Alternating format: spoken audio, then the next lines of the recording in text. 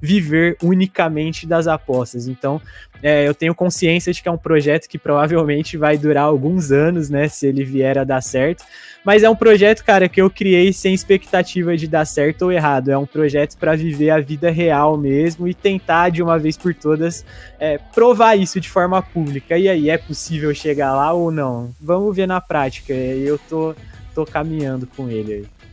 Fala galera, sejam muito bem-vindos a mais um episódio do Boteco do Clubão. Jonas Caetano na área junto com o Stefano, e hoje o nosso convidado é o Lucas Aguiar. Ele é conhecido aí mais no meio das apostas pelo projeto que ele já teve com a Camila, né, no Apostando a 2. Vamos falar sobre esse projeto aqui ao longo do programa. E ele também está com um projeto muito interessante lá no YouTube, que é um projeto em que ele compartilha basicamente o dia a dia, um diário de apostador em que ele está tentando provar que é possível sim viver de apostas, tanto seguindo tipsters, né, seguindo outros apostadores, como também apostando por conta própria, né? Então, esse programa aqui está recheado de conteúdo de qualidade para vocês. Fala aí, Lucas, tudo beleza? Como tá? Fala, Jonas, fala, Stefano. Primeiramente, muito obrigado aí pelo espaço aí para apresentar meu projeto, falar um pouco aí sobre a minha caminhada. Muito obrigado aí para todo mundo que está acompanhando o Boteco também. É um prazer imenso estar aqui e tenho certeza que a gente vai bater um papo que vai agregar bastante aí para as pessoas. Show de bola. Vou soltar a vinheta e logo depois da vinheta a gente já começa aqui com as perguntas para o Lucas.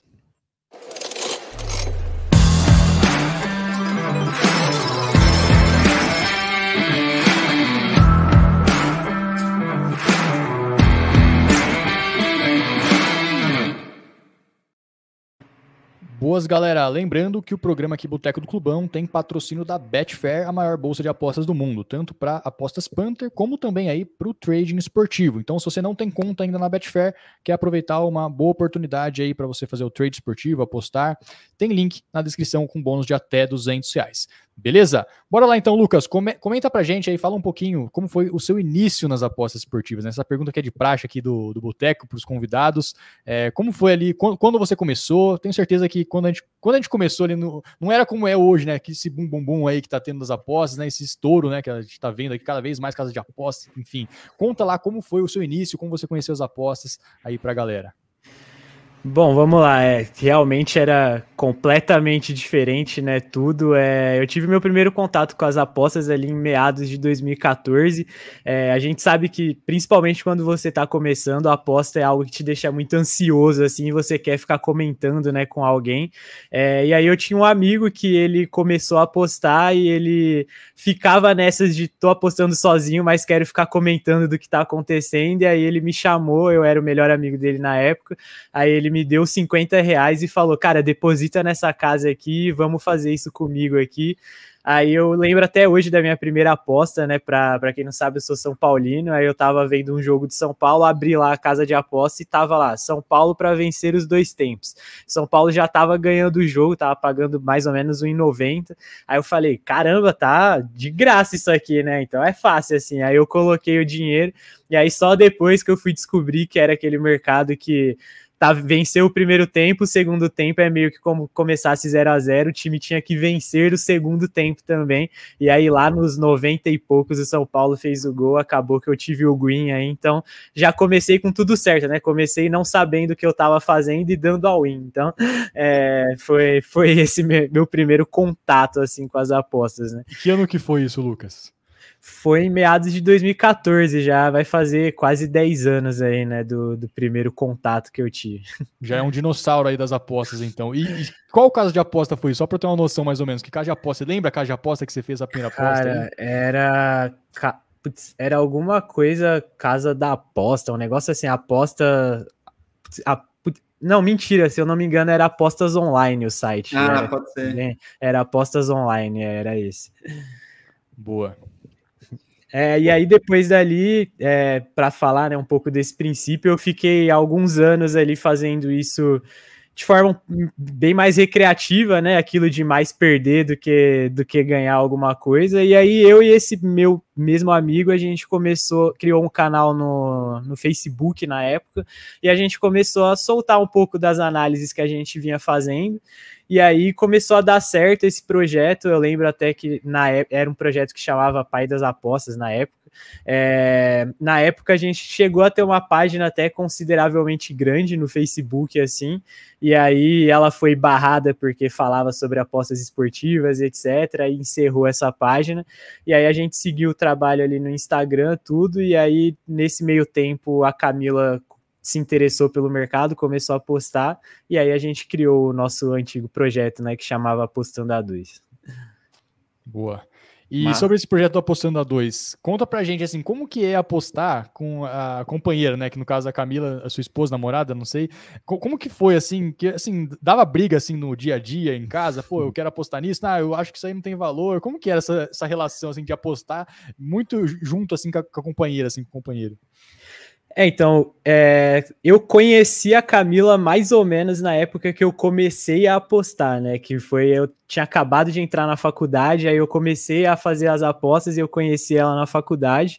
E aí, quando a gente começou a namorar, no começo era um pouco complicado, assim, porque você tá meio vislumbrado, né, naquele começo, e aí pro apostador o dia mais cheio, né, são os finais de semana. E aí, final de semana a gente ia sair, aí eu me atrasava porque eu tava vendo o jogo e etc, aí gerava aquela dorzinha de cabeça básica, só que aí, tipo, foi passando um período e eu fui começando a estudar, né, procurar conteúdo sobre mesmo, me aperfeiçoar, e aí eu comecei a tirar um dinheirinho básico ali para ir jantar e fazer alguma coisa, e aí ela começou a ver que eu realmente não estava só jogando meu dinheiro fora, que eu estava me dedicando para aquilo, e aí ela começou a se interessar no mercado também, e aí na época estava bem no princípio, assim, esse mercado de escanteios, e ela começou a estudar sobre isso, e aí ela acabou se especializando em escanteios, e quando ela começou a ter um resultado legal, a gente decidiu lançar esse projeto, né, dos dois trabalhando juntos como casal, que era algo que não tinha na época, e foi bem legal, cara, a experiência. A gente não tinha muito problema, porque eu não fazia nada de escanteio e ela só fazia escanteios, então a gente trabalhava em coisas distintas, assim, meio que se complementava, né, então era aquilo, às vezes eu terminava o dia tendo o red no jogo e ela tinha o green nos escanteios naquele jogo ali, e a gente ia equilibrando ali a rotina. Então a gente não brigava muito por conta de trabalho, não.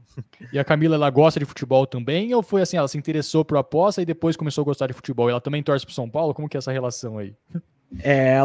A Camila cresceu no Canindé, para quem não é de São Paulo, o pai dela é torcedor fanático da Portuguesa, assim, ela desde criança frequentava o estádio, assim, aí quando ela virou adolescente, de tanto o pai dela consumir futebol, ela acabou que deu uma recuada, assim, mas aí quando ela ficou adulta, ela voltou a se interessar de novo, e aí é curioso, né, que aí o pai dela é torcedor fanático da Portuguesa, só que ela tem um irmão mais novo, que quando ele foi crescendo, a Portuguesa já estava naquela situação um pouco mais difícil, e aí o irmão dela é São Paulino, né? Então ela acompanhava o São Paulo por causa do irmão dela, e depois que começou a se relacionar comigo, aí virou de vez, né? Que aí começou a frequentar. Aí foi o rumo natural das coisas, ela tá presente no Morumbi direto, enfim. Deu sorte, então, porque imagina se fosse o irmão ali corintiano ou palmeirense ou santista, ia ser um pouco mais chatinho, né, Lucas? Sou de uma família que metade da minha família é palmeirense e metade é São Paulino, então eu sei como é conviver com um rival. Boa. Bom, primeiro, boa tarde, né? Ainda não falei com quem está assistindo a gente, agradecer o Lucas também pela participação. Primeira pergunta que eu vou fazer é nessa linha do projeto da Apostando A2, né, que você tem ainda parceria aí com ela, e geralmente é o oposto, né, a vida do apostador é família contra, ninguém querendo apoiar, e não tem muito com quem conversar, uma coisa muito individual, né, então você pega, sei lá, uma fase negativa, uma variância negativa, uma bad run, você meio que tem que se virar sozinho, né? Você não tem muito com quem desabafar, porque se você virar para a família, eles vão falar, tá vendo? Isso aí não serve, não dá dinheiro e tal. Então, acho que vai mais atrapalhar do que ajudar. O quanto você acha que isso foi bom para você ou facilitou um pouco no seu crescimento como apostador? O fato de você ter com quem trocar experiência, ou como você mesmo falou, assim, um dia ruim seu, talvez ela foi bem nos escanteios e compensou um pouquinho, e vice-versa, também esse apoio mútuo. O que você acha que isso ajudou? Ou se você acha também que acho que não, eu chegaria aqui independente disso, por exemplo? Ah, cara, com certeza ajuda.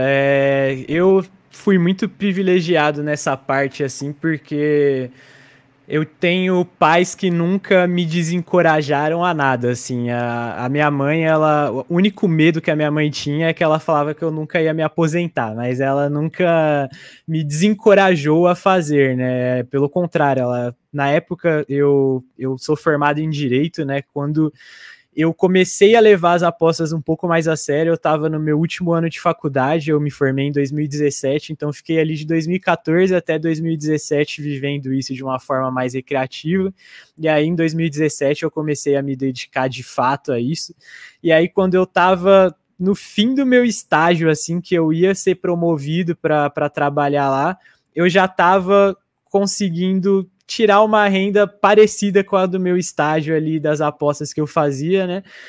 Tinha feito um pé de meia também, porque eu ganhava bem no estágio que eu fazia, tudo. E aí eu conversei com a minha mãe e falei, olha mãe, nesse paralelo, aquele projeto que eu tive com meu amigo tinha começado a dar certo, na época a gente tinha aberto um grupo VIP também, a gente estava tendo alguns clientes. Eu falei, olha mãe, eu quero tentar focar nisso aqui e tudo. E ela me deu apoio, né? Eu não deixei em momento algum de ajudar da maneira que eu ajudava em casa, eu já tinha montado um pé de meia, né? E ela falou: olha, você mora comigo, você é solteiro, não tem filho, se você tiver que errar em algum momento, esse momento é agora, então vai pra frente. Então ela me deu um apoio muito grande nisso, e depois o fato da Camila ter entrado nesse mundo também me ajudou. Mas sobre esse assunto que eu costumo falar é o seguinte, cara, eu acho que é um relato muito comum, né, a família não apoiar as pessoas nesse mundo, mas eu acho que a gente tem que olhar um pouco pro nosso umbigo, assim, também de como a gente leva esse mercado, né, porque eu conheço muito apostador que a família não apoia, só que é aquele tipo de pessoa que, tive um dia ruim, aí fica estressado, desconta na mulher, desconta no filho, desconta dentro de casa porque tá estressado, etc. Então eu acho que também existe uma responsabilidade muito grande de como a gente leva isso para nossa família, né? A gente tem que mostrar que isso não é algo que vai prejudicar a nossa convivência com a nossa família, pelo contrário, é algo que tende a somar. Então, eu acho que é uma união de coisas, né? Você tentar fazer com que a sua família entenda, mas tentar fazer isso de uma maneira saudável, né? Porque senão, óbvio que a sua família não vai te apoiar e é algo que tá te afastando dela, né? Então, acho que tem essa linha, assim. E mais uma pergunta ainda nessa fase, assim, de transição entre o seu início, né, e o avanço, assim, para algo mais técnico. Você falou que acho que a partir de 2017 você leva mais a sério. Você teve alguma referência, seja de algum produtor de conteúdo, algum apostador, algum curso que você tenha feito que te ajudou, ou foi na raça, assim, apanhando do mercado, aprendendo, testando, trocando ideia com esse seu amigo, com a Camila também? O que fez você, tipo, virar a chavinha ali da recreação, né, das apostas mais para brincar, para algo, tipo, vou levar a sério esse negócio? Cara, a minha primeira grande referência, assim, foi de conteúdo mais técnico, assim, né? Foi o Danilo Pereira, na época. Ele que me apresentou esse conceito de Fairline, de se especializar em algo e etc. E eu comecei a consumir os conteúdos dele naquela época, né? Já consumia conteúdos de outros nomes também, como Tiquinho, enfim, mas um conteúdo técnico assim mais forte mesmo foi o Danilo Pereira, e aí eu adquiri o curso dele quando ele lançou o curso, e aí a partir dali eu fui me especializando, né? Porque ainda nesse momento, em 2017, que eu levava o mercado mais a sério, era levar a sério de assim, né? Estudar as estatísticas do jogo, acompanhar o jogo, estudar os mercados, saber sobre o que tudo se tratava, gestão de banca e etc. Mas esse conceito de precificar jogos, encontrar linhas justas e tudo, foi com o Danilo Pereira que eu comecei, assim. Boa. O Danilo Pereira realmente é uma referência, né? Foi o primeiro criador de conteúdo sério, assim, no mundo Panther, vamos dizer assim, né? Que lá também naquela época tinha muitos traders esportivos, inclusive o trade era muito mais difundido do que as apostas esportivas quando eu comecei. E aí foi meio que invertendo, né? O Danilo começou, foi aquela faísca inicial ali que o criador de conteúdo começou, e aí a gente vê hoje, inclusive, o trade esportivo agora tá mais escanteio e as apostas esportivas estão dominando basicamente o Brasil aí, né? A quantidade de casas que a gente tá vendo aí, questão que também fez com que agora a gente tenha a regulamentação das apostas, enfim.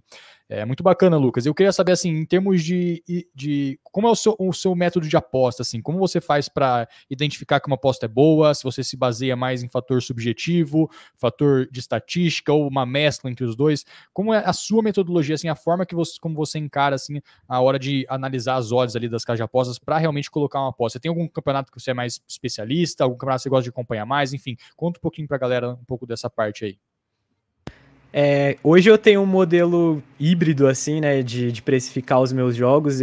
Inclusive, quem fez isso para mim foi a Camila, né, que a Camila manja muito de Excel, planilhas, enfim, fórmulas. Então, hoje eu tenho uma planilha de precificação onde eu tenho pesos estatísticos e pesos subjetivos. Então, eu consigo dar um peso dentro da minha planilha de desfalques, etc., para chegar na linha que eu acho de valor. Então, hoje eu tenho um modelo híbrido entre estatística e subjetividade. Eu acompanho primordialmente alguns campeonatos europeus, como a Premier League, o campeonato holandês, a MLS é um campeonato que eu gostava muito de acompanhar. Hoje acompanho um pouco menos, mas ainda acompanho. E eu também teve uma época em que eu tentava acompanhar o Campeonato Brasileiro, etc. Só que chegou um momento em que eu fiz alguns estudos e eu pensei assim, cara, é possível viver disso, só que eu não preciso viver disso sozinho, assim, né? Só com as minhas entradas. Então, a partir desse momento, eu passei a montar uma carteira de trabalho, foi até um dos pontos que me fez criar esse projeto de agora, né?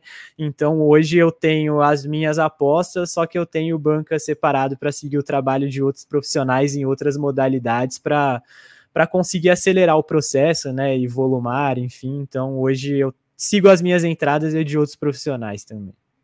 Boa, você falou aí do Campeonato Brasileiro, uma dúvida que eu deixei aqui para perguntar, estava mais para mim, mas eu vou aproveitar que você mencionou do Campeonato Brasileiro, apostas nos jogos do São Paulo. Você é aquele cara assim que você vê assim, pô, São Paulo tá sendo amassado dentro de casa ali no Morumbi, tá sendo amassado ou fora de casa, enfim. E aí você vê a odd do outro time, uma odd puta odd de valor, assim, não, isso aqui a gente que é das apostas, a gente entende, isso aqui tem valor, isso aqui não tem, e de acordo com o que tá acontecendo no jogo. São Paulo sendo amassado, você vai lá e pega a odd de valor, ou você é mais do torcedor, não, pera aí, eu vou torcer pro São Paulo melhorar no jogo aqui, eu não vou apostar não no jogo do São Paulo. Ou o contrário, né, às vezes você faz uma aposta mais no São Paulo, às vezes nem tem valor, mas você faz só porque é torcedor. Você tem uma relação, assim, de apostas com o seu time?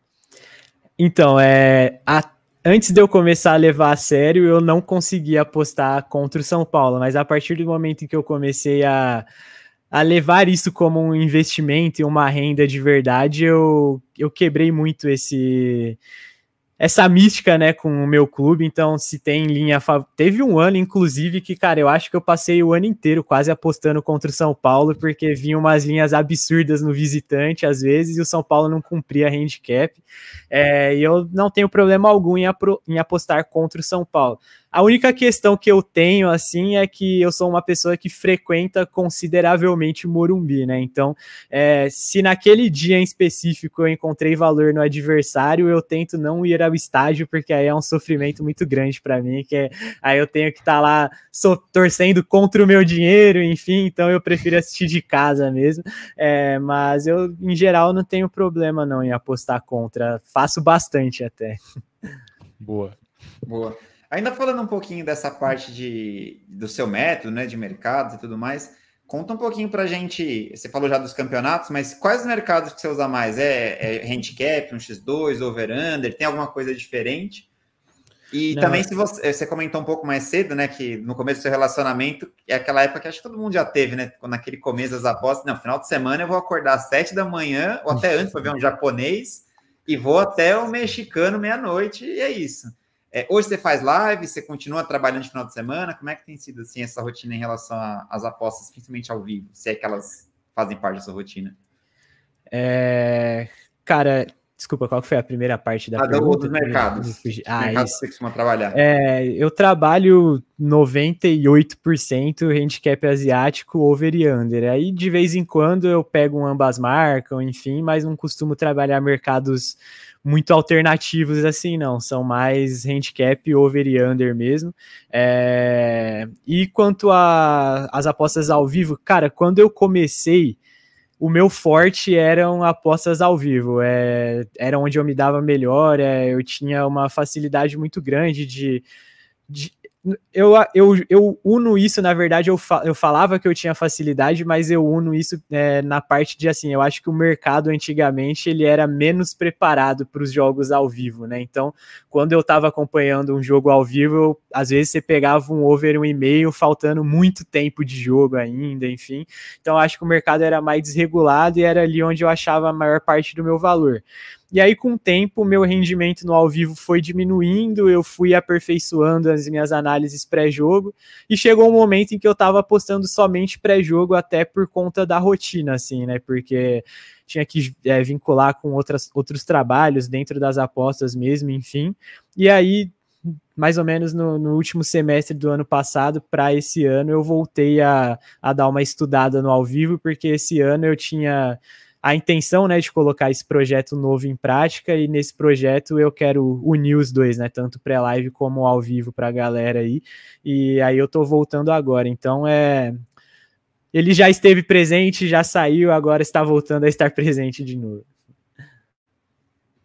Bem demais. E Lucas, vamos falar agora do projeto novo que você está desenvolvendo aí no YouTube, né? Você acabou de começar, tá? Acho que no início realmente, e a ideia, pelo que eu vi, é fazer vídeo todo dia durante o ano inteiro, né? Mostrando realmente a realidade do apostador que segue outros apostadores, tem uma carteira de tipster e também aposta por conta própria. Conta um pouco para a galera, né? Qual foi a ideia que você teve de trazer isso para a comunidade? Como está sendo, né? Gravar vídeo todo dia, o objetivo que você tem, né? Conta um pouco para a galera e depois a gente faz mais perguntas individuais, um pouco mais específicas sobre o projeto em si.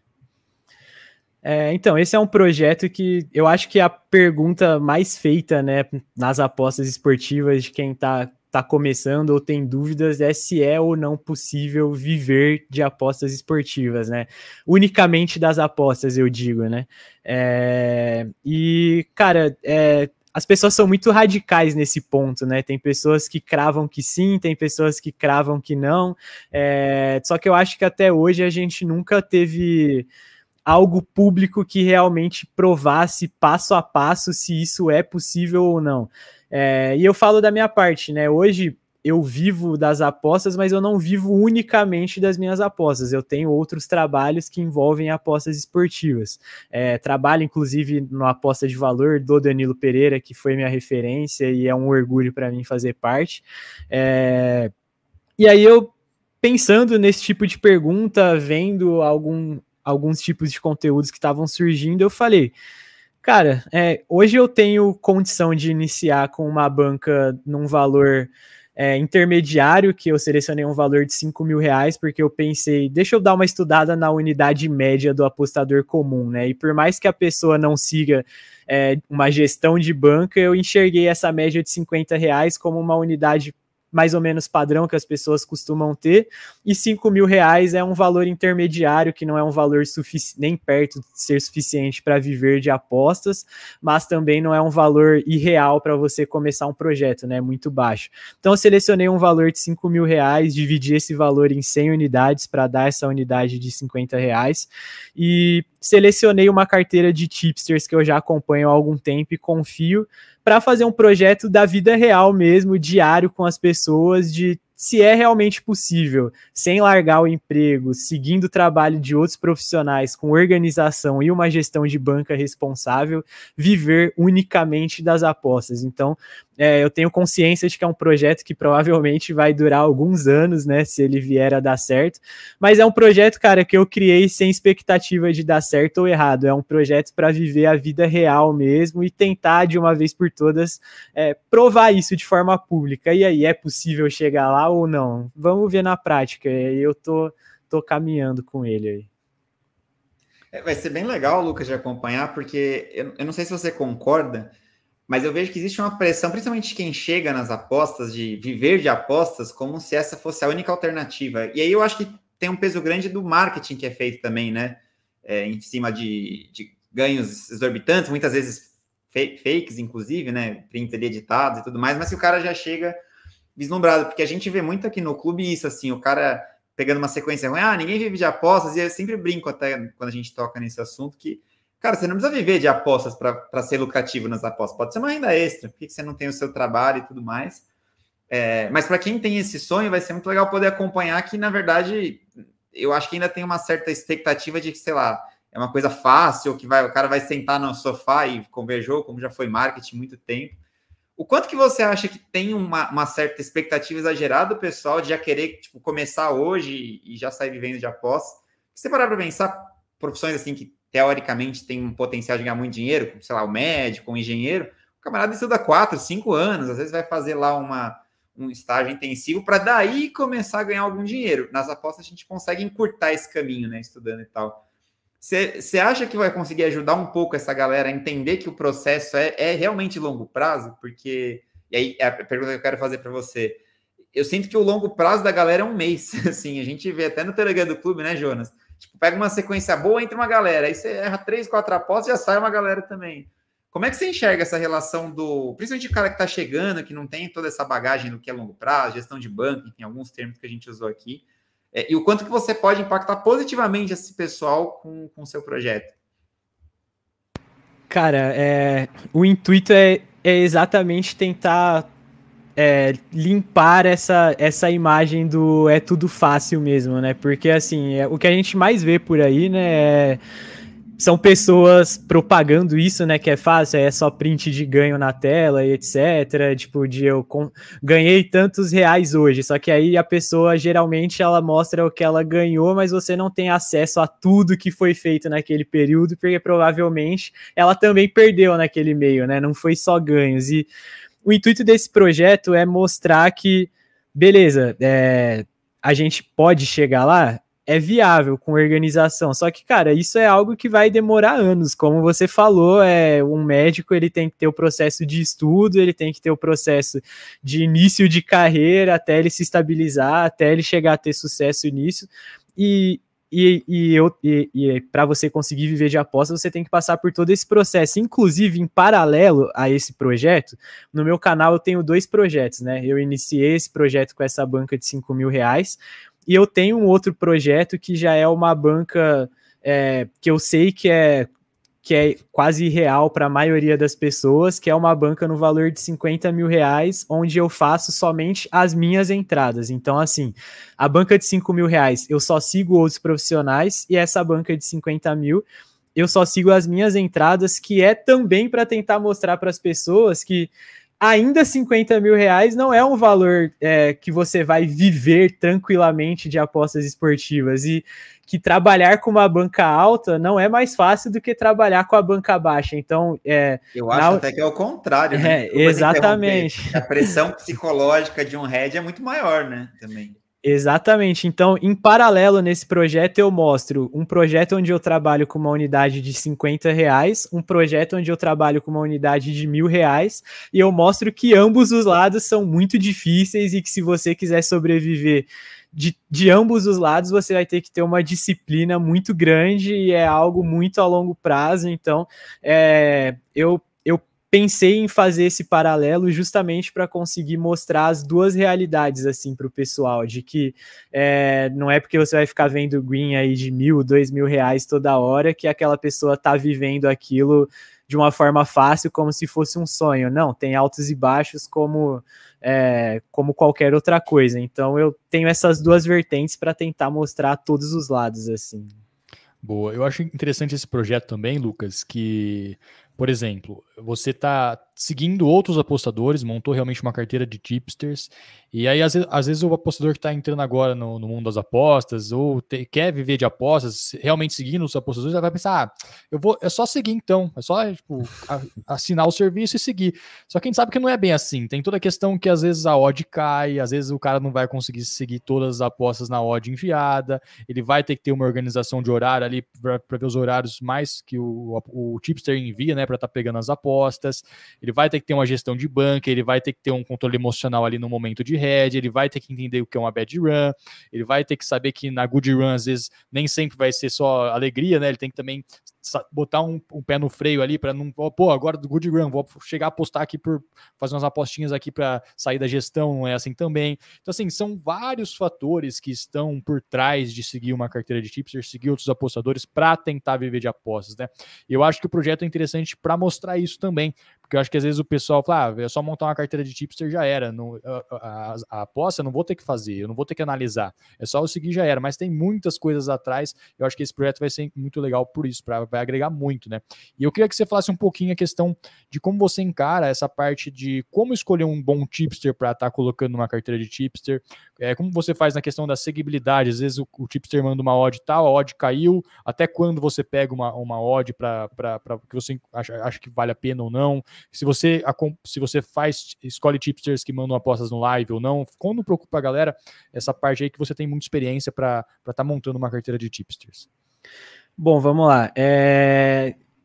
Cara, você foi perfeito assim na sua colocação. Eu fiz esse projeto realmente para ser a vida real, sabe? Para mostrar para as pessoas todos os percalços que tem no caminho. Então, assim, eu sigo o tipster, só que não é tudo que eu consigo pegar, e nos vídeos eu deixo isso bem claro, porque assim, eu tentei montar um projeto que qualquer pessoa consiga seguir em algum momento, caso ela decida tomar um projeto como esse, né, para si. Então eu tentei, primeiramente, um dos meus principais critérios era eu tentar procurar tipsters que trabalhassem 90% pré-jogo, para que eu conseguisse ter uma organização de conseguir acompanhar todo mundo, e para caso alguém um dia decida iniciar um projeto como esse, consiga fazê-lo sem ter que sair do seu trabalho e etc. Então, trabalhar pré-live era algo primordial assim para eu começar. E o segundo principal critério que eu escolhi da constância dos tipsters que eu escolhi, mas não constância só de resultado, mas constância de método, porque o que a gente mais vê por aí é pessoas que estão fazendo uma coisa, essa coisa tá dando certo, e aí elas só postam sobre aquilo, só fazem aquilo, só fazem aquilo, só fazem aquilo. A partir do momento que aquela coisa começa a dar errado, ela larga e tenta partir para algo completamente diferente, e aí acaba te deixando na mão. Então eu escolhi tipsters que trabalham dentro de uma mesma metodologia ao longo de alguns anos, porque isso me mostra que aquele tipster é capaz de corrigir o método dele quando o método dele começa a dar errado em algum cenário. Ele consegue encontrar os erros que todo método tem, fazer os ajustes necessários e conseguir ser lucrativo ainda com aquele método. Então, eu acho isso muito importante, né? Quando você inicia um projeto de longo prazo, você contar com pessoas que sabem lidar com ambos os momentos, né? Os momentos bons, os momentos ruins, e fazer as adaptações necessárias. Então, os meus dois principais pilares foram esses, e depois é bom deixar claro, né, que a gente que já tem alguns anos no mercado já sai na frente ao iniciar um projeto como esses por ter alguns atalhos já, né? Então eu comecei a filtrar pessoas que volumam muito com pessoas que volumam menos, mas tem uma taxa de acerto maior, para tentar equilibrar um pouco, né, a carteira, para tentar diminuir um pouco os riscos, porque esse é um projeto que para dar certo, eu acredito que eu tenha que volumar muito. Para eu iniciar com o valor que eu iniciei, com um valor de unidade de R$50, para tentar chegar num objetivo de um dia viver de apostas, eu preciso de volume. Então, eu tive que abrir um pouco mão da segurança de volumar menos para volumar mais. Então, eu tentei procurar esses atalhos, né, de ter pessoas que volumam muito, outras que volumam menos, umas que se arriscam mais, outras que se arriscam menos. Tentei montar uma carteira equilibrada nesses pontos, assim. Boa. E em relação... Quer fazer a pergunta aí, Stefano? Depois eu vou emendar essa que acabou passando, mas eu ia só reforçar que a pergunta do Jonas foi muito boa para quem está assistindo a gente, está buscando, por exemplo, um grupo de tips. Não é só para olhar a planilha e o ROI do camarada para falar esse grupo é para mim ou não, porque às vezes é o que vocês falaram, é live, ou é uma competição de baixa liquidez, se o cara não consegue seguir quase nada ali sem perder. E acho que você ia perguntar justamente a parte das odds, né, Jonas? Que você tinha feito a pergunta, acabou passando, que tinha bastante coisa para falar, acabei mutando aqui sem querer. E aí a pergunta, vou reforçar a pergunta que o Jonas fez, que eu acho que é uma pergunta legal para o pessoal que, sei lá, está começando a seguir tipster, ou que tem essa dúvida também, que alguns grupos eles já indicam, né? Tô recomendando essa aposta aqui a 2, vale até 1,90. Aí tudo bem, você já sabe que até 1,90 vale a pena pegar, abaixo disso você deixa passar. Você tem algum parâmetro, assim? Eu vi até esses dias, acho que um vídeo seu comentando que se a linha que você está pegando até mudou um pouco contra você, mas se ela bater no limite, você pelo menos não perde nada, né? Que seria o reembolso, ou push, ou void, enfim, como o pessoal quiser chamar, você ainda faz, né? Eu vi, acho, algum dos vídeos recentes que você publicou, acho que até era uma bet do Jonas de escanteio, se eu não me engano, na copinha. Mas como é que você gerencia isso, assim, nos canais, principalmente que não tem uma recomendação de, pô, até isso vale? Você tem um limite ali, sei lá, de 10 ticks, você não pega nada abaixo do que foi mandado, como é que você gerencia isso? Então, eu tô colocando para estudo isso junto com o público, né? Como eu falei, esse é um projeto que eu quero realmente mostrar... Desculpa, ô Maia... Desculpa, gente. Que eu quero realmente mostrar todas as adaptações que serão necessárias eu fazer ao longo do caminho. Então, assim, como você falou, eu tenho grupos onde é indicado a odd mínima. Nesses grupos que são indicados, eu respeito até a odd mínima. Nos grupos que não tem indicação, eu pego mesmo que abaixo da odd que foi indicada no momento, para no fim dos períodos, né, no fim do mês, etc., eu fazer um balanço do rendimento que eu tive com aquele tipster e o rendimento que o tipster teve no grupo dele. Então, esse balanço é algo que eu vou fazer ou quinzenalmente ou mensalmente com todo mundo no canal mesmo, para ver o meu desempenho e o desempenho do tipster. E aí eu vou analisando se pegar essas entradas está me prejudicando muito, se não está, é algo que eu vou fazer um balanço conforme o projeto caminha, né, junto com a galera. E isso que você falou de casos que a linha muda, é exatamente isso, né? Por exemplo, aquele dia o Jonas tinha mandado um over 9,5, acabou que no dia eu não consegui acompanhar no momento do envio, e quando eu vi o escanteio estava num over 10. Eu peguei o over 10 porque, como eu falei, né, caso saísse os 10 escanteios, ele teria o green, o máximo que eu teria era um reembolso, eu não teria uma unidade perdida, né? Então, nesses casos que a linha muda, mas eu não tenho um prejuízo, né, de pegar uma linha acima, eu acabo pegando, ou em alguns casos eu levo pro ao vivo, e se eu conseguir pegar a mesma linha no ao vivo, aí eu faço a aposta. Então, são coisas que eu tô fazendo e tô tentando explicar nos vídeos diários pra galera, pra gente ir adaptando, né? Porque eu acho que esse processo de adaptação, ele vai ter várias frentes ainda. Por exemplo, eu tenho uma meta com o pessoal que quando eu chegar em 50% da banca, eu vou recalcular a unidade para a gente aumentar o valor dela, ou se eu tiver um prejuízo de 50%, a gente vai recalcular de novo, né, e diminuir. Então, vai chegar um momento em que vai ter grupos que eu não vou conseguir mais seguir pelo valor da unidade, liquidez, etc. Então, todas essas adaptações eu pretendo fazer ali na vida real com todo mundo que está acompanhando mesmo. Então, acho que esse é um ponto interessante também. Assim. Só uma última sobre a questão da odd, que você falou agora que tá, mesmo que a odd baixe um pouco, você está pegando, mas você tem algum limite, por exemplo? Vamos supor que o Jonas mandou uma odd a 2 na copinha, aí você vai ver que tá tipo 1,30. Aí é uma diferença muito grande, mudou várias linhas e tal. Tô dando um exemplo exagerado, óbvio, né?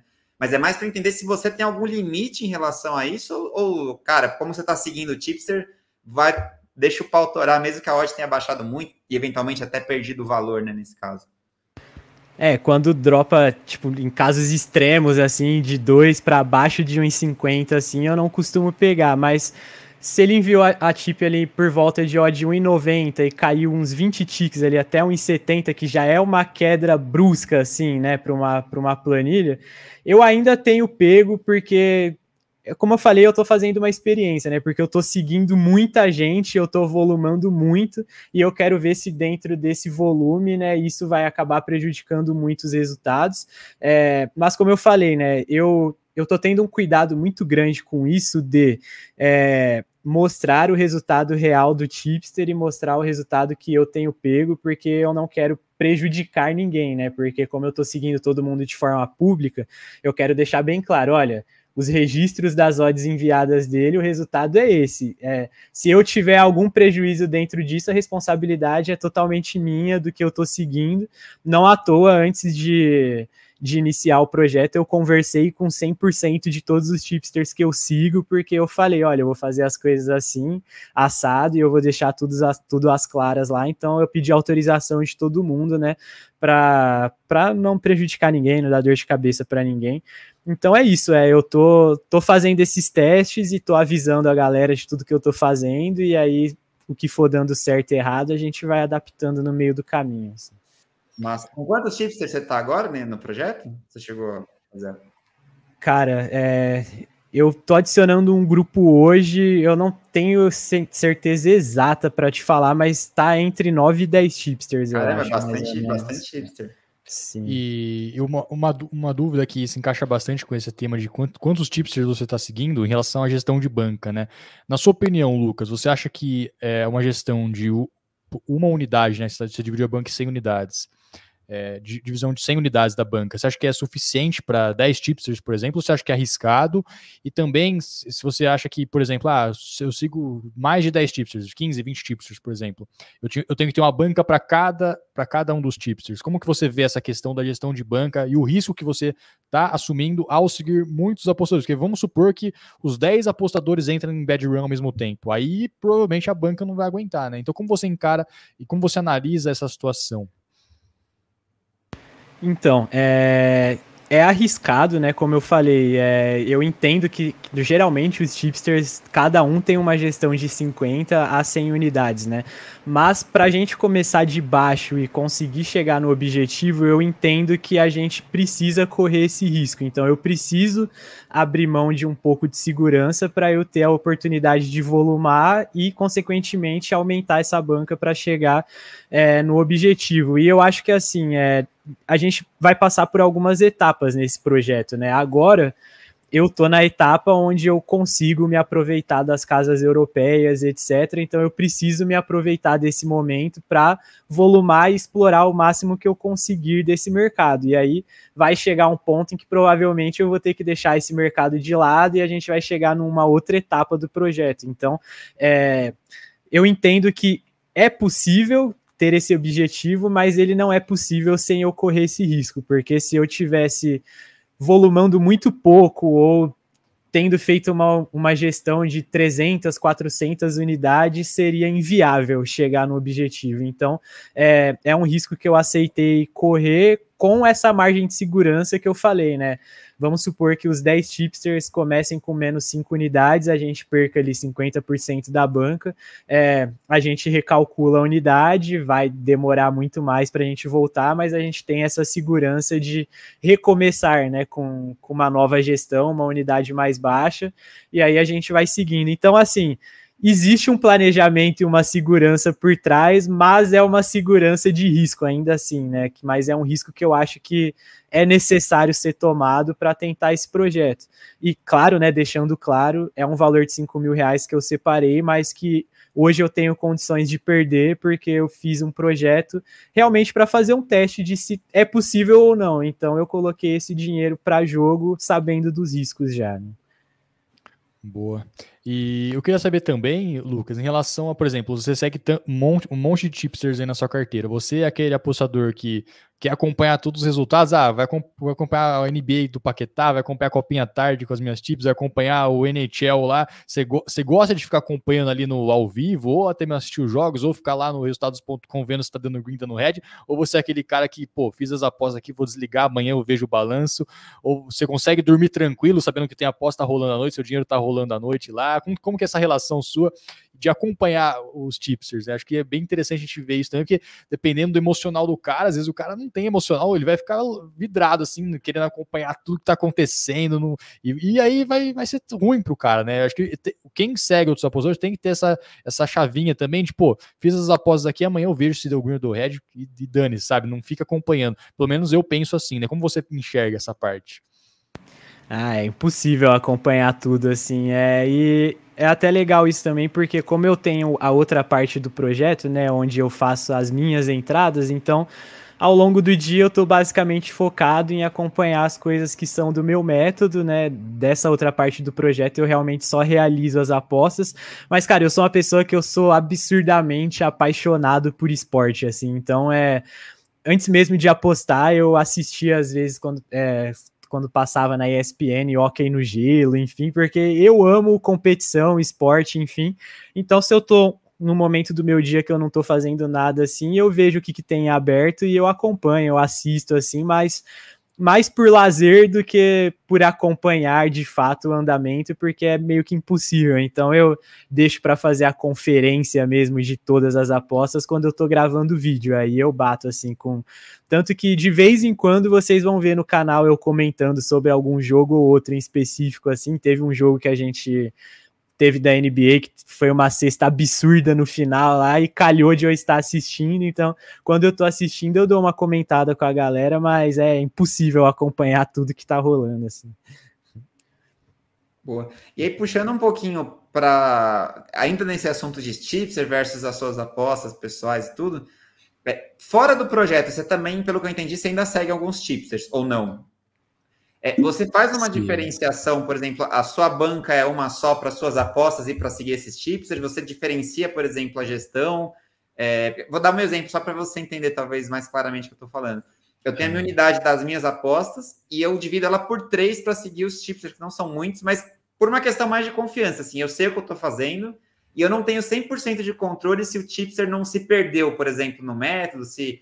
sei lá, um cara que apostava muito, o Jonas pega muito Infobet, né, que é na copinha, por exemplo, e aí o camarada, vamos supor, entra em bad rush, você não tem muito controle se ele tá só com uma fase ruim ou se ele saiu do método e tentou recuperar alguma coisa. Então eu prefiro usar um pouquinho menos de dinheiro para seguir os outros do que o que eu faço, porque eu sei o que eu tô fazendo, né, eu tenho mais controle do que tá acontecendo. Para você é parecido? Você usa a mesma gestão? É a mesma banca? Você divide? Como é que você faz? Eu tenho a minha banca pessoal, né, onde eu faço as minhas entradas, e ela é essa banca agora no valor de 50 mil que eu estou compartilhando no canal, então tudo que eu faço na minha banca pessoal está sendo compartilhado lá, e eu deixo claro que é uma banca para uma renda extra minha, inclusive eu pretendo me utilizar dessa banca para investir em coisas no projeto de tipo, eu vou sacar esse valor aqui da minha banca principal para a gente conseguir acompanhar a final da Copa do Brasil, para eu gravar para vocês no projeto, enfim. Então tem um objetivo de usar ela como uma renda extra, e tem uma banca minha, né, que essa não é mostrada no projeto, onde eu sigo o trabalho de alguns profissionais também com um valor reduzido comparado à minha, até porque eu sou uma pessoa que voluma muito pouco, né, e como eu sigo mais de um profissional nessa outra banca, acabo volumando um pouco mais, então eu uso valores menores. E aí, em terceiro lugar, né, eu tenho essa outra banca que é a do projeto agora, então no momento eu meio que gerencio 3 bancas, assim.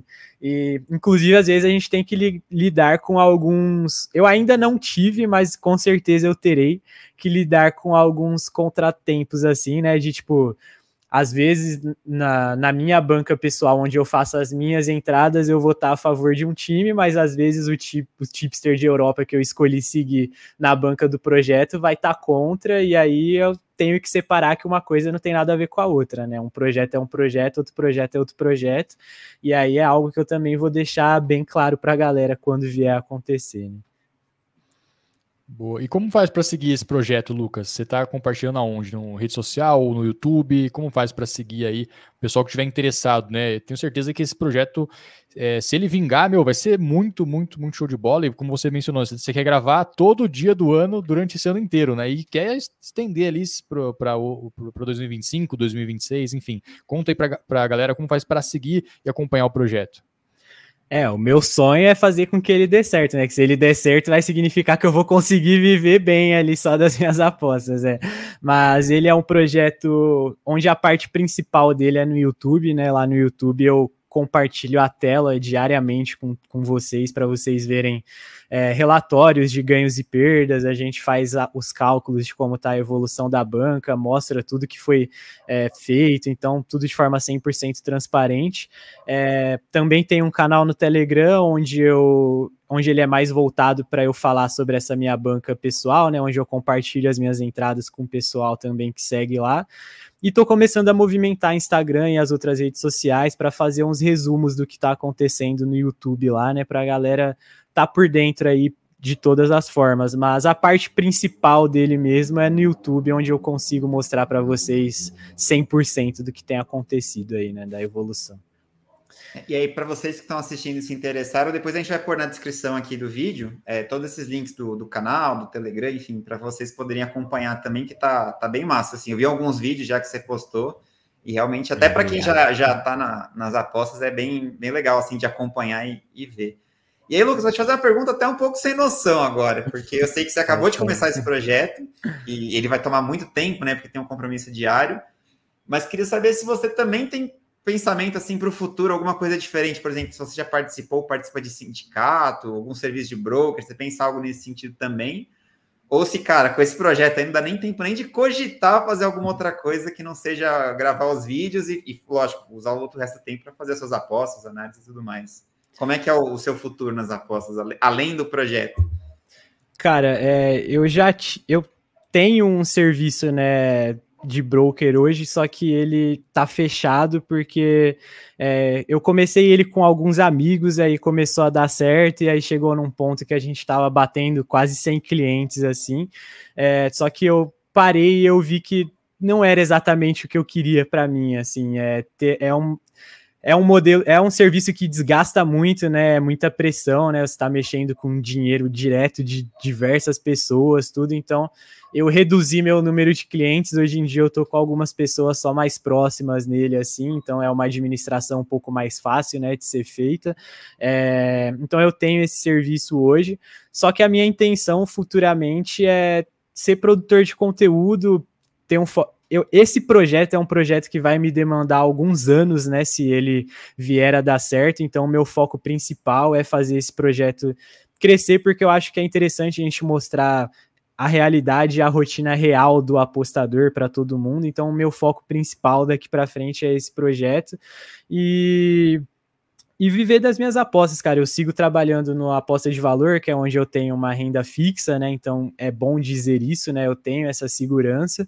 Em paralelo a isso, e construindo esse projeto com o pessoal é meu principal foco, assim. Não pretendo ter mais grupos VIPs, não pretendo expandir broker, enfim. Pelo contrário, em algum momento eu pretendo fechar ele de vez e focar 100% nesse projeto. Então é isso, e assim, né, esse projeto ele vai ter algumas outras vertentes de, por exemplo, eu pretendo ainda esse ano estar presente em vários eventos esportivos, gravar isso e mostrar para o pessoal, então eu pretendo realmente mostrar a rotina de um apostador, não só nas apostas, mas no resto, e acompanhar alguns jogos, viver mesmo esse mundo, né, então é isso, meu foco tá 100% aqui agora, assim.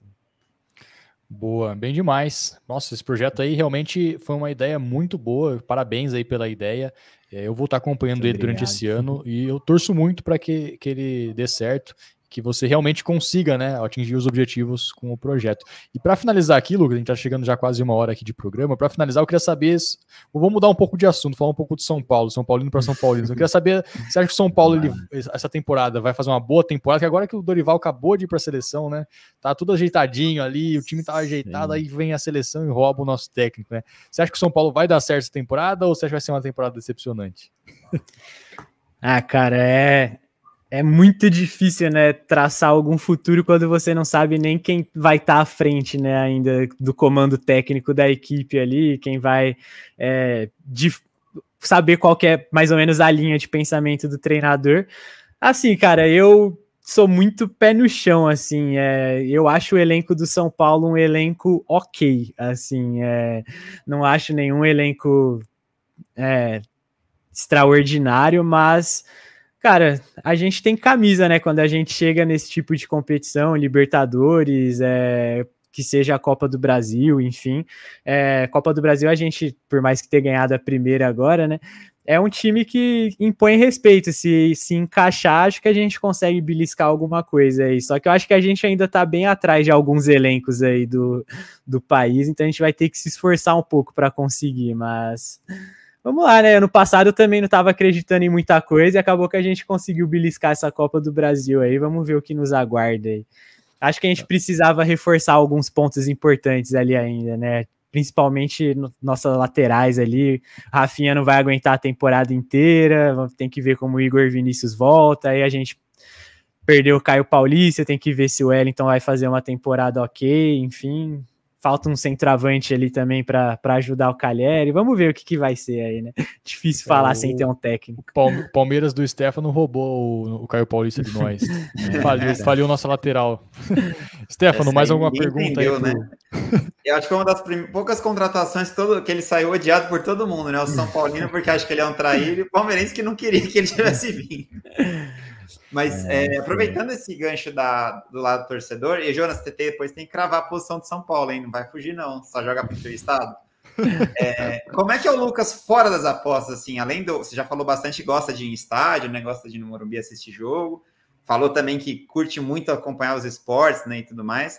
Mas fora isso, o que você curte fazer, assim, no seu tempo livre? Churrasquinho? Sair com a Camila? Enfim, o que vocês gostam de fazer aí para dar uma relaxada também, né? Senão não dá para só trabalhar. Cara, pior que a minha vida é absurdamente voltada ao esporte, assim, eu gosto muito, jogo bola umas 3 vezes na semana, quero começar a fazer tênis também, eu acho que nada me relaxa mais no mundo do que o esporte. Uma curiosidade que poucas pessoas sabem, né, é que eu dancei dos 9 aos 16 anos, eu dançava profissionalmente, assim, participava de competições, etc. Hoje em dia eu não danço mais, assim, mas eu às vezes saio, minha família toda dança, né, minha mãe, meu padrasto, enfim. Aí às sim, vezes eu danço um forrozinho é top. Aí, eu gostava, tem forró, um zouk, essas coisas. Aí a gente às vezes sai para dançar em família, assim, gosto de sair para comer com a Camila, também é uma dos nossos passatempos preferidos, assim. Viajar, pegar uma praia, sempre que a gente pode, a gente tenta ir para conhecer lugares que a gente não conhece. Então acho que é isso, cara. Acho que fora do trabalho, assim, né, das apostas, eu tento procurar coisas que relaxem a cabeça, que a gente tem que estar concentrado durante muito tempo, né, do nosso dia. Então, fazer coisas relaxantes mesmo, assim, pegar uma praia, jogar um futebol, comer, mas essas coisas normais mesmo, assim. E você mora perto da praia? Não, eu moro no ABC Paulista hoje em dia, moro em Santo André aqui, dá uma hora, dá uma hora, assim, até as praias mais perto aqui, como Santos, assim, né, dá mais ou menos 1 hora de distância, então dá para ir dar um mergulho quando precisa, né? Show de bola. Lucas, queria agradecer a participação aqui no Boteco do Clubão. Stefano, tem mais alguma pergunta aí? Acho que já deu todas aqui. Não, a gente falou bastante. Falamos bastante do projeto também. Vamos deixar aqui os links para vocês poderem acompanhar também, quem se interessar, né? Porque além dos resultados, já dá para ver que nos vídeos tem muito ensinamento, né? Muita coisa que vai comentando sobre as tips que deram para seguir ou não, sobre boas fases, má fases. Acho que vale a pena quem tiver interesse poder seguir aí. Show de bola, então queria agradecer novamente. Ó, galera, também tem link na descrição para o conteúdo do Lucas, tem também para criar conta na Betfair, caso você tenha interesse em fazer trade esportivo ou apostas esportivas com bônus de R$200. E vou deixar a palavra final aí para você, Lucas. Fala a palavra final aí para a galera que está acompanhando. E muito obrigado a todos também que acompanharam até aqui. Obrigado, Stefano, por participar também mais um episódio do Boteco do Clubão. Não, muito obrigado mais uma vez para todo mundo que está assistindo, muitíssimo obrigado a vocês pelo espaço. Além do espaço aqui, queria agradecer o Jonas também por disponibilizar o trabalho dele para esse projeto. Para quem não sabe, eu estou seguindo ele na Copinha e tem sido muito importante, que a gente começou o projeto muito bem aí, com uma contribuição enorme dele para criar uma gordura, então obrigado, Jonas. E é isso, se vocês quiserem acompanhar aí como que é o dia a dia mesmo, inclusive o Stefano falou, né, sobre isso de ensinamentos e etc. Eu mostro inclusive as burradas que eu faço também. Teve um dia que, por falta de concentração, eu acabei fazendo uma aposta errada lá e eu mostrei pra galera, porque isso acontece mesmo. Tem dia que você vai dar uma desligada em algum momento, então é 100% a realidade de tudo que acontece tá por lá. Se você tiver interesse de acompanhar, eu vou ficar muito feliz de receber você lá. E é isso, muito obrigado, pessoal, pelo espaço, obrigado mais uma vez por todo mundo que está aí assistindo e vamos por mais aí. Show de bola, valeu, galera, até a próxima e é isso, confiram aí o trabalho do Lucas, que é show de bola. Falou!